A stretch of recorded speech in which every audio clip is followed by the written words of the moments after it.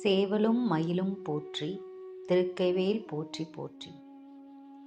முருக பக்தர்கள் அனைவருக்கும் வணக்கம். இன்னைக்கு நம்ம இந்த வீடியோ பதிவில் நம் கூட முருகன் இருப்பதை நம்ம ஒவ்வொருவரும் எப்படி உணரலாம், எந்தெந்த சுச்சுவேஷனில் நம்ம உணரலாம் அப்படிங்கிறத பற்றி பார்க்க போகிறோம். வீடியோக்குள்ளே போகிறதுக்கு முன்னாடி நீங்கள் முருக பக்தர்களாக இருந்தீங்கன்னா லைக் பண்ணிவிட்டு கமெண்டில் போய் ஓம் முருகா போற்றி அப்படின்னு டைப் பண்ணுங்கள். ஓம் முருகா போற்றி. முருகன் நம்ம கூட இருப்பதை நம்ம நிறைய சூழ்நிலைகளை உணர முடியும். அது ஃபீல் பண்ணால் கண்டிப்பாக நமக்கு தெரியும். ஃபார் எக்ஸாம்பிள், இப்போ நம்ம வெளியில் போகிறோன்னு வச்சுக்கோங்க, நமக்கு மனசு உண்மையிலே ரொம்ப கஷ்டமான ஒரு சூழ்நிலையாக இருக்கும். அதை நினச்சி நம்ம ஃபீல் பண்ணிகிட்டே போயிட்டுருப்போம். திடீர்னு பார்த்தா கார்லேயோ ஒரு பைக்லேயோ யாம் இருக்க பயமேன் அப்படி எழுதியிருக்கோம். இல்லைனா ஆறுமுகம் அருளிடும் அனுதினமும் ஏறுமுகம் அப்படி எழுதியிருக்கோம். இல்லைனா வேல் இருக்கும், மயில் இருக்கும். அந்த மாதிரி நிறைய நம்ம பார்க்கலாம், பைக்லேயோ வண்டிலேயோ பஸ்ஸுலேயோ. நான் டெய்லி நான் குழந்தைங்கள ஸ்கூலுக்கு விட போயிட்டு போகும்போதும் பார்ப்பேன், வரும்போது பார்ப்பேன். இல்லை முருகன் ஃபோட்டோ ஏதாவது ஒன்று கார்லேயோ பைக்லேயோ இல்லை சேவல் அந்த மாதிரி நான் பார்ப்பேன். பார்க்கலன்னா கூட என்ன முருகா இன்றைக்கி வேல் கண்ணிலே படலை அப்படின்னாவே அப்படியே கண் முன்னாடி வந்து நிற்கும். ஒரு வண்டிலேயோ ஒரு பஸ்லேயோ பைக்லேயோ வந்து கண் முன்னாடி நிற்கும்.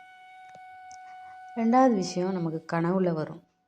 கனவுல வந்து மயிலோ இல்லை முருகனோ ஏதோ ஒரு விஷயம் சொல்கிற மாதிரியோ அந்த மாதிரி நிறைய சூழ்நிலைகள் நமக்கு வரும். மூணாவது, யார் மூலமாவது நமக்கு இப்போ ஒரு கிரிட்டிக்கலான கஷ்டமான ஒரு சூழ்நிலை இருக்கும்போது நமக்கு உதவி பண்ணுறவங்க பார்த்திங்கன்னா முருகன் பேர் உள்ளவங்களாக தான் இருப்பாங்க. இப்போ நமக்கு ஒரு பண தேவை இருக்கோ, இல்லை நம்ம ஒரு இடத்துக்கு போகிறோம், அதுக்கு யாராவது வந்து ஒருத்தவங்க உதவி பண்ணுறாங்கன்னா கண்டிப்பாக அது முருகனோட பேர் வச்சவங்களாக இருப்பாங்க. அதுலேயே நம்ம புரிஞ்சுக்கலாம் முருகன் நமக்கு உதவி செய்கிறார். இப்போ இல்லை நமக்கு வேலை கிடைக்குது, இல்லை ஏதாவது நமக்கு ஒரு கஷ்டமான சூழ்நிலை வரும்போது, ஒரு பண தேவை இருக்கும்போது யார் ஹெல்ப் பண்ணுறாங்களோ அதை வச்சே நம்ம தெரிஞ்சுக்கலாம் அது வந்து முருகன் பேர் உள்ளவங்களாக இருப்பாங்க. அப்புறம் வந்து பார்த்திங்கன்னா, நமக்கு இப்போ உடம்பு சரியில்லை, எனக்கு வந்து இது நான் பர்சனலாக ஃபீல் பண்ணியிருக்கேன். உடம்பு எனக்கு சரியில்லாமல் எனக்கு ப்ளட்டில் கொஞ்சம் ப்ராப்ளம் இருந்தது. அப்போ வந்து நம்ம செக் பண்ணும்போது இங்கே ஒரு டாக்டர் பார்த்துட்டு, நாங்கள் இருந்த ஊரில் ஒரு டாக்டரை பார்த்துட்டு திரும்பி எனக்கு ஒரு டாக்டர், ஆனால் அதுதான் மெயின் பிரச்சனை, திரும்பி ஒரு டாக்டர் எனக்கு வந்து ரெஃபர் பண்ணாங்க. இந்த டாக்டர் ஆல்ரெடி நான் பார்த்துட்டு இருந்த டாக்டர். ஆனால் அவர் தான் எனக்கு க்யூர் பண்ணார். என்ன டயக்னோஸ்னு எனக்கு ஐடென்டிஃபை பண்ணி சொன்னது அவர் தான். கடைசியில் அவர் பேர் பார்த்திங்கன்னா கார்த்திக். நான் அது முன்னாடி எனக்கு தெரியாது. ஆனால் முருகனை நான் கும்பிட ஆரம்பித்ததுக்கப்புறம் தான், இந்த ஒரு வருஷமாக தான் நான் தீவிரமாக கும்பிட்றேன். முன்னாடி இருந்தே நாங்கள் கும்பிடுவோம், இருந்தாலும் நம்ம வருஷம் போவோம், திருச்செந்தூர் போவோம், சாமி கும்பிடுவோம், அந்த மாதிரி தான். அதனால் தீவிரம் இப்போ ரொம்ப இந்த பதிகம் பாராயணம் பண்ணுறது மற்றதெல்லாம் ரொம்ப தீவிரமாக பண்ண ஆரம்பித்தது இந்த ஒரு வருஷம்தான். அதுக்கப்புறம் தான் நான் நினச்சேன், அப்போ முருகன் பேரில் வந்து அவர் தான் நம்மளை காப்பாற்றிருக்கிறாரு அப்படிங்கிற மாதிரி நான் ஃபீல் பண்ணேன். அடுத்தது வந்து நமக்கு வந்து இப்போ நம்ம சாமி கும்பிடும்போதோ சில விஷயங்கள் நமக்கு வந்து தோணிகிட்டே இருக்கும், இதை பண்ணாத இதை செய்ய அந்த மாதிரி நமக்கு தோணும். அப்போ வந்து பூ விழுந்து நமக்கு ஆசீர்வாதம் பண்ணுவாங்க. ரெண்டாவது அதுக்கப்புறம் வந்து என்னென்னா பதிகம். இப்போ நம்ம மொபைலில் எதை பதிகம் ஓப்பன் பண்ணி நம்ம படிச்சுட்ருப்போம். ஆனால் சில பதிகங்கள் வந்து திருப்புகழோ ஏதோ வரும்போது அது வரும்போது நமக்கு ஸ்க்ரீனில் வரும்போது இதை நீ படி அப்படின்னு சொல்கிற மாதிரி இருக்கும். அது வந்து நமக்கு கரெக்டாக நம்மளோட நமக்கு இருக்கிற பிரச்சனைக்கு அது ஏற்ற மாதிரி அது பாட வேண்டிய திருப்புகழாக இருக்கும், பதிகங்களாக இருக்கும். இன்னொன்று லாஸ்ட்டாக வந்து பார்த்திங்கன்னா இன்டர்வியூ.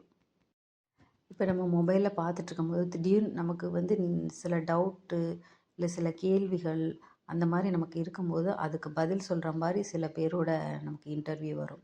இப்போ வந்து நிறைய பேர் யூடியூப் சேனலில் வந்து முருகரை பற்றி சொல்கிறாங்க, நமக்கு நல்ல விஷயங்களை ஷேர் பண்ணுறாங்க. அப்போ அது நமக்கு வந்து இப்போ ஏன்னா நமக்கு எல்லா விஷயமும் தெரியாது இல்லையா, இப்போ தெரிஞ்சவங்க சொல்கிறத நம்ம கண்டிப்பாக கேட்டுக்கலாம். அப்படி எனக்கு நிறைய டவுட்ஸ் மனசில் வந்துகிட்டே இருக்கும்போது கரெக்டாக பார்த்திங்கன்னா அதுக்கு வந்து ஆன்சர் சொல்கிற மாதிரி இருக்கும். இப்போ ரீசெண்டாக கூட ஐயா பேராசிரியர் விஜயகுமார் அவர்கள் வந்து ஒரு பேட்டியில் எனக்கு வந்து மனசில் வந்து, ஏன்னா ஃபஸ்ட்டு நான் வந்து ரொம்ப சிவனை தான் நம்ம கும்பிடுவேன், நான் பதியம் பாராயணம் பண்ணுவேன், சிவபுராணம் படிப்பேன், எல்லாமே நான் படிப்பேன். ஆனால் இப்போ வந்து என்னன்னு பார்த்தீங்கன்னா எனக்கு முருகர் மேலே அவ்வளோ ஒரு ஈடுபாடு. அது ஏன் இப்படி மாறுச்சுன்னு தெரியல எனக்கு. எனக்கு முருகனை கும்பிடும்போது ஒரு மனசு லேசான மாதிரி ஒரு ஏதோ எல்லா கஷ்டத்துலேருந்து ஒரு ரிலீஃப் கிடைக்கிற மாதிரி இருக்கும். அப்போ எனக்கு மனசில் ரொம்ப நாளாக தோணிகிட்டே இருந்தது, என்னடா நம்ம சிவபக்தனாக இருக்கிறோம், திடீர்னு நம்ம முருகனை போய் கும்பிட்றோமே, சிவன் கோவிச்சுப்பாரா அப்படின்லாம் எனக்கு தோணிகிட்டே இருக்கும். அந்த ஒரு கில்ட் இருந்துகிட்டே இருந்தது. இப்போ ரீசெண்டாக பார்த்தீங்கன்னா, ஒரு இன்டர்வியூவில் பேராசிரியர் ஐயா அவர்கள் பேசியிருந்தாங்க, சிவனை வழிபட்ட நான் முருகரை வழிபடலாமா? அப்போ நம்ம கும்பிட்ற கடவுளே நம்மளை கொண்டு போய் அவங்கள்ட்ட விட்டுருவாங்க அப்படிங்கிற மாதிரி எனக்கு அதில் பதில் சொல்கிற மாதிரி இருந்தது. அது வந்து எனக்கு உண்மையிலே ரொம்ப சந்தோஷமாக இருந்தது.